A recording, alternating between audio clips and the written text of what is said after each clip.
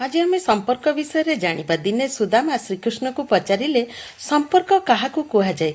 सखा सुदामांकर कथा शुणी श्रीकृष्ण स्मित हसी दे कहिले, जेउठी स्वार्थ थाए सेठी संपर्क न थाए, आउ जेउठी संपर्क थाए सेठी स्वार्थ न थाए।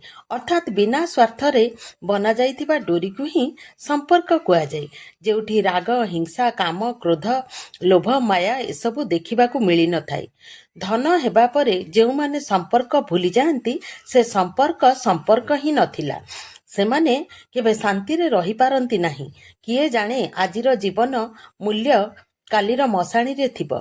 आजिर धनी कालीर भिकारी लगी बेसी समय लागिबनी, आउ कालीर भिकारी आजिर धनी हेबाकू बेसी समय लागिबनी।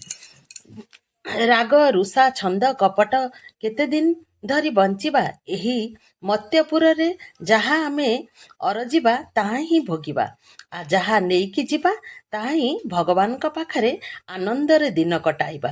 तेणु सबु संपर्कर माने कृष्ण आउ सुदामांक ठारू पाइबे। कृष्ण सुदामांकर संपर्क भितरे कौनसी मलिनता नथिला कि कौनसी दिग्धा नथिला। संपर्क करिब तो श्रीकृष्णंक सुदामांक भली करिब। से संपर्क एते मिठा जे जय जगन्नाथ।